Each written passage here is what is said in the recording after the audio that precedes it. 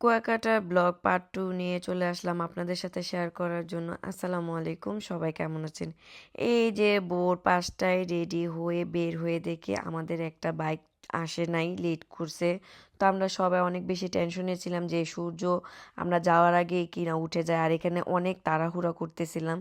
আমাদের তাড়াহুড়া দেখে বাইক ভাইয়েরা বলতেছে, আপু টেনশন করেন না, আপনারা যাওয়ার পরে সূর্য উঠবে। আর এখানে মনি বলতেছে, ভাই ফাইজলামি করেন না, যদি সূর্য না দেখতে পারি আপনারা আমাদের কালকে নিয়ে আসা লাগবে। আর আর এই রাস্তাগুলো মানে জায়গাগুলো এত পরিমাণে সুন্দর ছিল। এক পাশে ঝাউবনের সৌন্দর্য মানে গাছের সৌন্দর্য, আরেক পাশে সমুদ্রের সৌন্দর্য, মানে আমি চোখ সরাইতে পারতেছিলাম না। মাশাল্লাহ মাশাল্লাহ, অনেক বেশি সুন্দর ছিল। আর আমরা এখানে যাওয়ার আগে সূর্য উঠে গেছে, সূর্য না দেখে পাগলের মতন দৌড়াইতেছিলাম, কারণ কিচ্ছু করা ছিল না। ছবিও তুলে দিছে, দেখার মতো না, শুধু ফেসটুকু তুলে দিছে। দেখে আপনারা ধরতেই পারবেন না যে আমরা কোথায় ঘুরতে গেছি, শুধুমাত্র ফেসটুকু তুলে দিছে।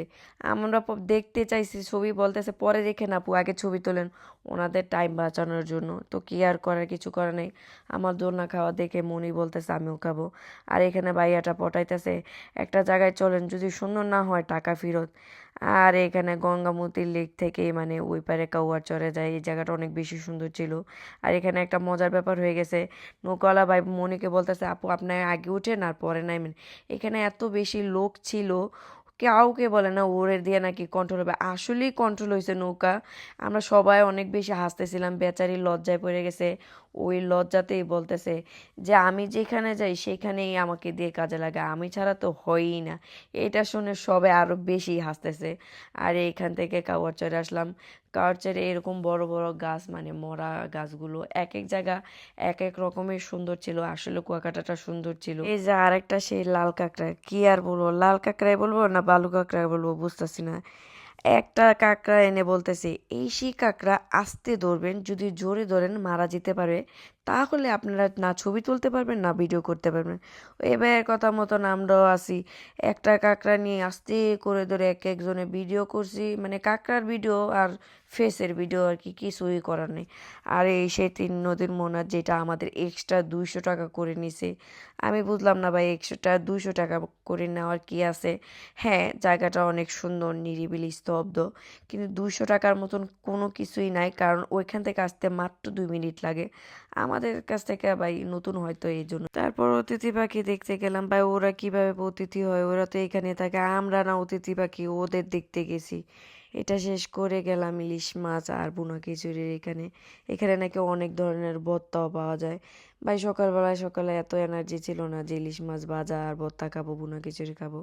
ওইখানে মনি আর ইলাইনা খাইছে খাবারগুলো। না খাবার শেষ করে রাখাইলে পট্টিতে গেলাম ওনাদের ঐতিহ্য হাতে বানানো সবকিছু দেখার জন্য। ওরা নাকি হাতে বানায় এগুলো সবকিছু। এখানে জামা, জুতা, ব্যাগ, শাল, ড্রেস সবকিছু পাওয়া যায় ওনাদের হাতে বানানো। আর এখানে এই ভাইয়াটা শাল বানাইতেছিল আর আমাকে গল্প বলতেছিল যে একটা শাল বানাইতে ওনার কতক্ষণ লাগে। তারপর সবচেয়ে ভালো ছিল এই আংটিটা। আংটি আমার ভিডিও করা দেখে বলতেছে আমার পিছনে যাও, তাহলে ভালোভাবে ভিডিও করতে পারবে, সামনে ভালো ভিডিও আসে না। তারপর আমি আংটির পিছনে যাই, আংটিকে যে জ্বালাইছি রে ভাই। আন্টিকে বলতেছিলাম আংটি এগুলোকে অনেক সহজ, এই জন্য আপনারা করেন। এটা শুনে আংটিও হা হা করে হেসে দিছে। পরে বলতেছে না এগুলো কোনোই সহজ না, অনেক কঠিন। আসলে হাতে বানানো সবকিছুই অনেক বেশি কঠিন হয়, কষ্টকর হয়। তারপরে এখান থেকে আমরা গেলাম বৌদ্ধ মন্দির। আমরা মন্দিরের ভিতরে ঢুকি নাই, এই দুই চুনি বেল চুরি করার জন্য পাগল হয়ে গেছে। একজনে চুরি করে আরেকজনে ভিডিও করে দেয়, মানে কি আর বলবো, একজনে চুরি করে আরেকজনে সাক্ষী থাকে। বেল তো চুরি করতে পারলো না, শুধু শুধু ওরা কষ্ট করছে, মানে কি আর বলবো। ওদের সব থেকে বেশি কষ্ট পাইছি আমি এই যে মিষ্টি কুয়ার পানির এখানে।